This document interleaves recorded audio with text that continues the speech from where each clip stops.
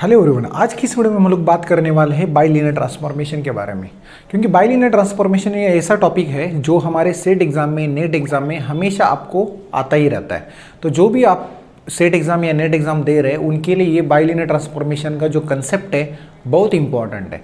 तो आइए देखते हैं हमारा बाइलिनियर ट्रांसफॉर्मेशन के क्वेश्चन कैसे कैसे क्रिएट होते हैं, उसके हमारे शॉर्ट ट्रिक क्या है और हमारे उसके लिए हमारे सोल्यूशन क्या हो सकते हैं, इसके बारे में हम लोग डिस्कस करते हैं।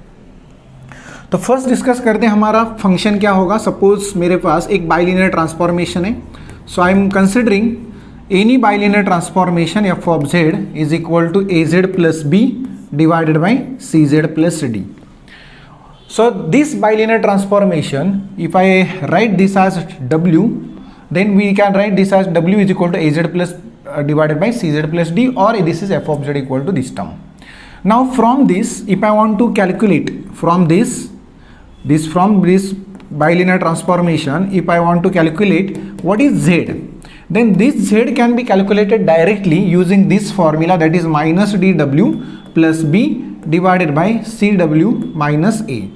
What does that mean? This D becomes minus D over here and we have to write W, and then what?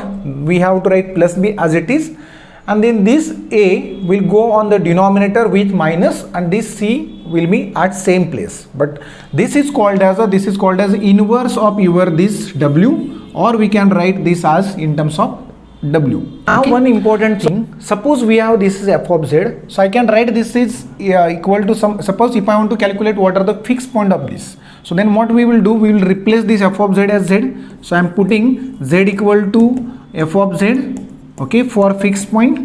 So whenever we want to ask or whenever we want to calculate the fixed point, we are going to replace w as z or f of z as z.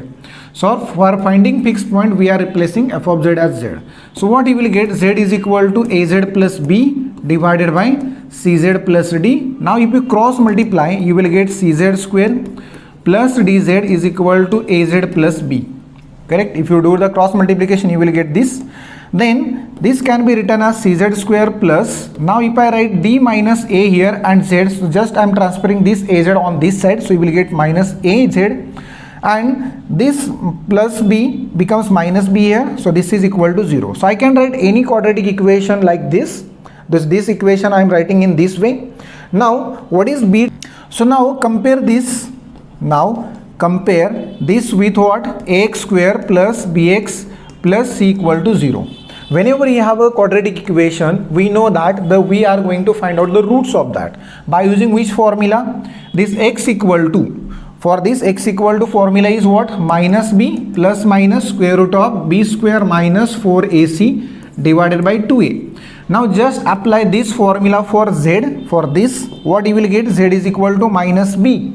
So minus b means minus d minus a plus minus square root of b square means what? D minus a square minus 4bc. Correct? This is minus b and this is c, so we can write this as plus 4bc, and divided by this is 2a. What is a? A is nothing but c. Now this bilinear transformation have these many fixed point. Okay, so this bilinear transformation have some certain condition. Now what is the value of d minus a? It depends on d minus a square plus 4bc, because if d minus a square plus 4bc equal to 0, then this becomes 0 and this you will get only one fixed point. Okay, so now in this next slide we are going to learn what are the fixed point and what are the condition of ABC you will get whenever we have any bilinear transformation. Now suppose I want to give the result of this, then first case is, suppose if c is not equal to 0, if c is not equal to 0, but what I am expecting? I am expecting d minus a square plus 4bc plus 4bc is equal to 0. What does this mean? This means that this part I am considering is 0, so you will get only one fixed point here. Correct? So here you will get, we get one fixed point, but what is the nature of that fixed point? This fixed point must be finite. This fixed point is finite. Why fixed point is finite? Because we are considering c is not 0. That means this term does not have an infinity answer. So it has a, suppose we have a c is not equal to 0 and also d minus a square plus 4bc is not equal to 0, then what you will get? Then you will get two fixed point. Correct? You will get two fixed point. Why? Because you will get here, this is non-zero number, so plus becomes one fixed point, minus becomes another fixed point, so you will get two fixed point. Okay, so and these two fixed points are nothing but again finite. Why finite? Because I am considering c is not equal to 0. Now third case, c is equal to 0 and if I consider a minus d is not equal to 0, what will happen here? A minus d is not 0. This means this is a something value we have, and this d minus a, what is the next thing? A minus d is not equal to 0. So now if suppose if c equal to 0 and a minus d is not equal to 0, since c equal to 0, this gives you what? This gives you something like denominator contains 0 value, and this a minus d is not 0 because if a minus d is also 0, then this will be 0, this will be 0 and this will be 0 because c is also 0. So this will be some 0 by 0. But since I am considering a minus d is not 0, okay, in that case you will get infinity as a fixed point. Then what you will get? Then you will get one finite fixed point. Then you will get one finite fixed point, and other is what? Other is infinite fixed point. Other is infinite fixed point. So this is very important, one finite and one infinite fixed point you will get when c is equal to 0 and a minus d not equal to 0.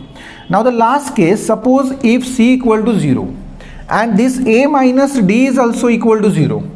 If c equal to, now if c equal to 0 and a minus d is also 0, then you will get only one infinite fixed point. Only one infinite fixed point. So this is very important results. When c is not equal to 0, this thing we have only one fixed point. Correct? If this is the thing, then two finite fixed point. If this is the thing, then one finite fixed point which is infinite and one infinite fixed point, and if both are 0, then you will get infinite fixed point. Now we can use this all the results in various problem to solve SET exam questions or NET exam question. We have solved many questions based on this. If you want to see the how we can solve problem based on this logic, you can join our batch, or you can join our batch, or you can follow me by using YouTube or by using Telegram also. So we have a Telegram channel like Target SETnet Mathematics, or we can go to the YouTube channel and you can search Acumen tutorial. You will get all the videos based on the SETnet exam.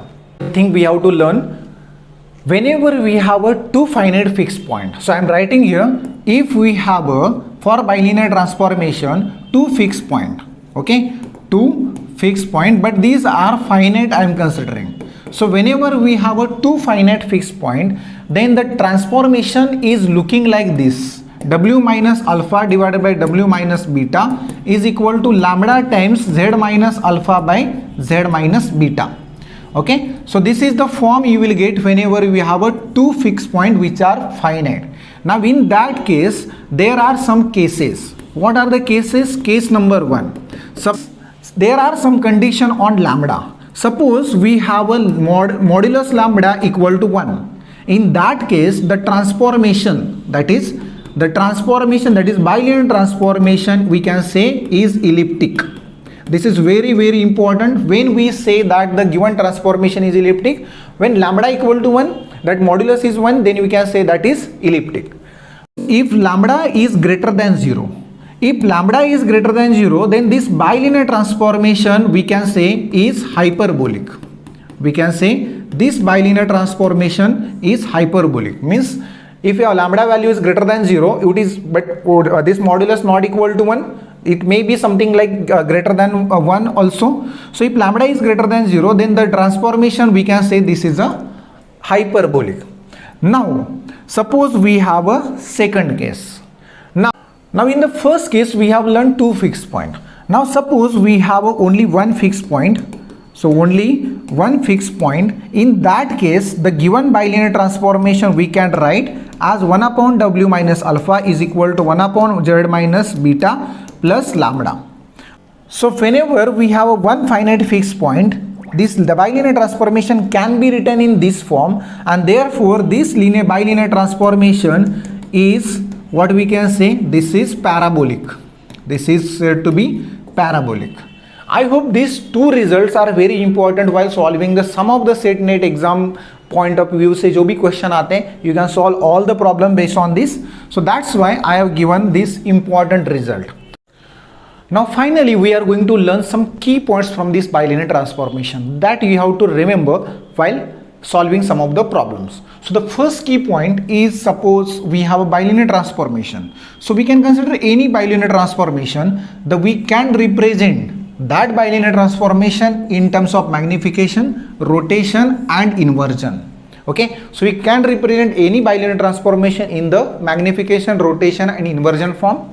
Second thing is that every bilinear transformation can be expressed as even number of inversion. This is very important, that how many number of inversion we can write for any bilinear transformation. So even number of inversion we can write for every bilinear transformation. Now the third point, the set of bilinear transformation, this forms a non-abelian group. This forms a non-abelian group under product transformation. Okay, this is very strict, that whenever you have a product transformation, then this bilinear transformation forms a non-abelian group. Now the last thing, every bilinear transformation maps circle or straight line into circle or straight line. So these now these four key points are very important, and also this previously whatever we have learned important result, these are also important, and whatever we have learned in the first case, this is also very, very important. Now using all these slides or using all this concept, we can solve any problem from the SET exam or NET exam. I hope you will get all this concept clear. If you are not getting any concept clear, then go to my YouTube channel and watch how actually I have solved many questions from the bilinear transformation or any questions from the other subject also. I hope you like this video. Thank you very much. See you in the next video.